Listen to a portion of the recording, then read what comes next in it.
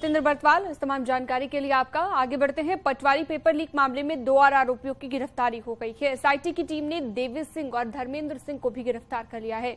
दोनों आरोपियों ने नकल सेंटर पर निगरानी की थी और इन दोनों ने 25-25 हजार रुपए एडवांस में लिए थे। वहीं पटवारी पेपर लीक मामले में अभी तक कुल 15 लोग गिरफ्तार किए जा चुके हैं।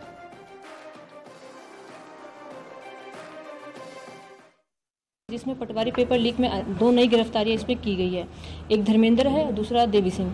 देवी सिंह इनका परिचित था, संजीव दुबे का परिचित था। यह जो रिजॉर्ट था उसमें एज एन इन्विजिलेटर वहाँ पे काम कर रहा था। उसको लगभग 25,000 धनराशि दी गई थी जो उसके द्वारा खर्च होना बताया गया है। दूसरा अभियुक्त धर्मेंद्र है, यह स्टूडेंट भी है और इसके द्वारा भी इन्विजिलेटर का काम करके कुछ लोगों को पेपर पढ़वाया गया है। फिलहाल मामले में 15 लोग गिरफ्तार किए जा चुके हैं। 2 और आरोपियों की अब गिरफ्तारी हो गई है। देवी सिंह और धर्मेंद्र सिंह। पटवारी पेपर लीक का यह मामला है और इसी मामले को लेकर 2 और लोगों की गिरफ्तारी हुई। पुलकित शुक्ला ज्यादा जानकारी के लिए हमारे साथ जुड़ गए हैं। पुलकित, 2 और लोगों की गिरफ्तारी हो गई है पटवारी पेपर लीक मामले को लेकर, और क्या कुछ जानकारी मिल रही है इसके अलावा? जी देखिए, एसआईटी जो पटवारी लेखपाल पेपर लीक मामले की जांच कर रही है, उसकी कार्रवाई का जो दायरा है वो लगातार बढ़ रहा है। मामले में जो है अब तक 15 लोग गिरफ्तार करके जेल भेजे जा चुके हैं। जो ताजा जो अपडेट है, जो नई गिरफ्तारियां हुई हैं, उनमें देवी सिंह और धर्मेंद्र नाम के 2 युवकों को गिरफ्तार किया है। दोनों हरिद्वार के रहने वाले हैं और इनकी जो गिरफ्तारी है वो भी हरिद्वार से हुई है। इन युवकों ने जो नकल के लिए जो सेंटर बनाए गए थे, जो नकल गिरोह के जितने भी सदस्य थे, जिन सेंटरों पर अभ्यर्थियों को ले जाकर उनको नकल कराई थी और लीक पेपर उनको पढ़वाया गया था, उन सेंटरों पर छात्रों को पहुंचाने का और वहां पर निगरानी करने का इनके ऊपर आरोप है। इन चीजों में इन्होंने मदद की थी। दोनों ही युवकों को पैसा भी दिया गया था और 25-25 हजार रुपए जिसमें एडवांस भी दिए गए थे। ऐसी जानकारी भी एसआईटी के द्वारा बताई जा रही है। फिलहाल 2 लोगों को गिरफ्तार कर लिया है और अन्य भी जो इसमें आरोपी हैं उनकी भी जो है तलाश की जा रही है और जो दायरा है लगातार कार्रवाई का बढ़ रहा है। फिलहाल 15 लोग जो है गिरफ्तार करके मामले में भेजे जा चुके हैं। बहुत शुक्रिया पुलकित, इस तमाम जानकारी के लिए आपका। वहीं जसपुर में कांवड़ियों ने हंगामा कर दिया। यूपी से उत्तराखंड में प्रवेश के बाद कांवड़ियों ने हंगामा किया। कांवड़ियों ने दुर्व्यवहार करने का भी आरोप लगाया है और आरोप कांवड़ियों का ये भी है कि उनके ऊपर मीट का टुकड़ा फेंका गया। वहीं हंगामे की सूचना पर पुलिस मौके पर पहुंची और कांवड़ियों को शांत कराया गया।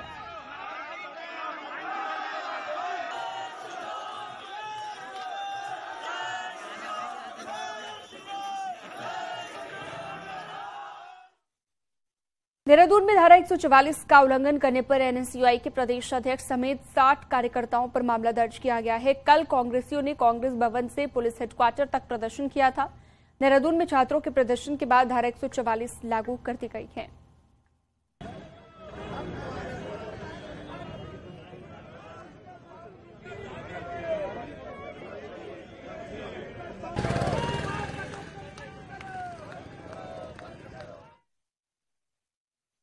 देहरादून सीएम आवास में धामी कैबिनेट की अहम मीटिंग जारी है। मीटिंग में जोशीमठ प्रभावितों के लिए स्पेशल पुनर्वास नीति पर मंथन के साथ चर्चा चल रही है। इसके साथ ही राज्य की नई आबकारी नीति पर मुहर लग सकती है।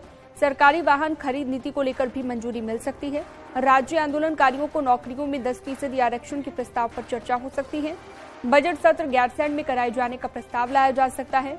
राज्य की नई कंबाइंड प्रिंटन नीति लाई जा सकती है और राज्य में नए सर्कल रेट का प्रस्ताव भी लाया जा सकता है।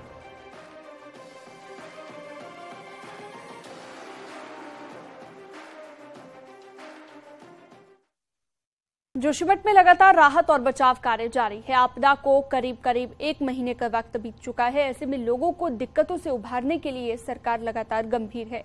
जोशीमठ से 1 किलोमीटर दूरी पर उद्यान विभाग की भूमि पर प्री फैब्रिकेटेड भवन बनने का काम जारी है, जो अपने अंतिम चरण में आ चुका है। प्रभावित लोग भी इन मॉड्यूलों को देख रहे हैं और जल्द से जल्द यहां पर शिफ्ट होना चाहते हैं।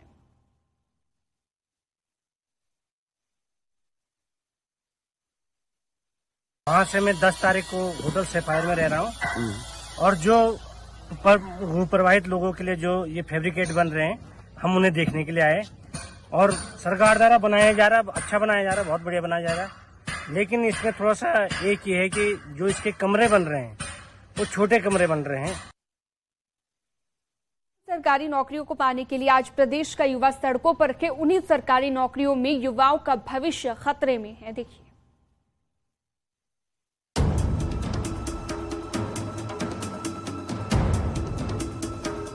9 फरवरी को देहरादून में हुए छात्रों और पुलिस के बीच टकराव में अभी तक कई छात्रों के खिलाफ गंभीर धाराओं में अलग अलग 5 केस दर्ज किए गए हैं।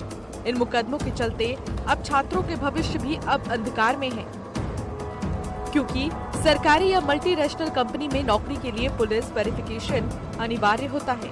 वही पासपोर्ट बनवाने के लिए वेरिफिकेशन होता है और जिस भी छात्र पर जब तक केस दर्ज रहेगा उसे पुलिस वेरिफिकेशन के दौरान दिक्कतें होती हैं।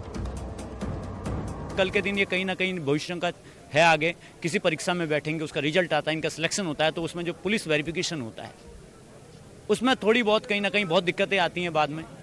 देखिए, छात्रों का तो जो जीवन है बिल्कुल अंधकारमय हो जाता है अगर उनके ऊपर कोई भी मुकदमा, सच्चा या झूठा जैसा भी हो, वो अगर उनके ऊपर होता है तो। क्योंकि कई तरह की सरकारी नौकरियां हैं जिनमें पहले प्रविष्टियों में लिखना पड़ता है कि कोई मुकदमा चला है, नहीं चला, संज्ञेय अपराध किया है, नहीं किया है।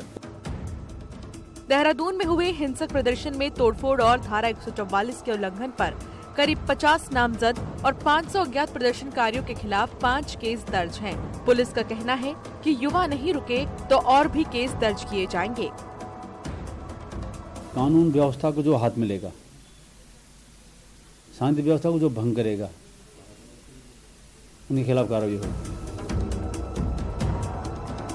युवाओं ने भले ही जोश में आकर प्रदर्शन किया था, लेकिन अगर सरकार इन युवाओं के मुकदमों को वापस नहीं लेती है तो कहीं न कहीं इन युवाओं का सरकारी नौकरी पाने का सपना अधूरा ही रह सकता है। न्यूज़ 18 के लिए देहरादून से सतेंद्र बर्तवाल की रिपोर्ट। अल्मोड़ा